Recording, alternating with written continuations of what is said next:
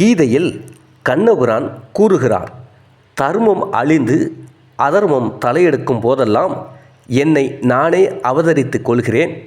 நல்லோரை காத்து தீயோரை அழிக்க யுகந்தோறும் அவதரிக்கின்றேன் என்று. இதுவே பகவானின் அவதார நோக்கம். பகவானின் சார்பாக ரிஷிகளும் ஞானிகளும் இந்த பூ உலகில் தக்க தருணத்தில் தோன்றி அவதார நோக்கம் நிறைவேறும் முகமாக தமக்கே உரித்தான முறையில் உதவி செய்கிறார்கள்.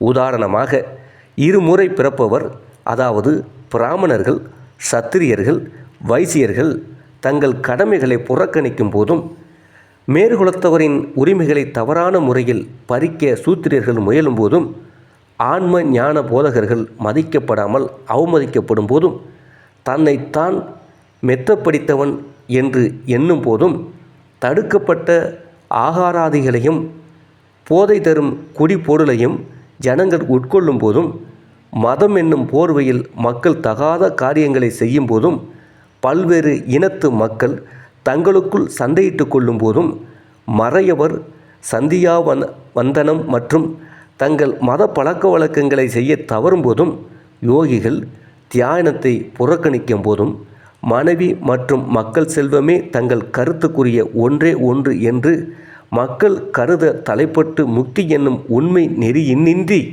வழி தவறி போகும்போதும் ஞானிகள் தோன்றவே செய்கிறார்கள்.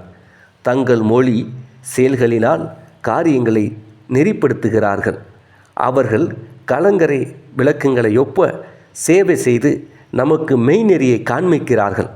இவ்வாறாக பல ஞானிகள் நிவ்ருத்தி, ஞானதேவ், முக்தாபாய், நாமதேவ், கோரா, கோனாயி, ஏக்நாத், துகாராம், நரஹரி, நர்சிபாயி, சஜன் கசாயி, சவதா, ராம்தாஸ் மற்றும் பசும்பொன் முத்துராமலிங்க தேவர் போன்ற பலர் பற்பல காலங்களில் மக்களுக்கு மெய்நெறியை காண்பிக்க தோன்றியவே செய்தவர்கள்.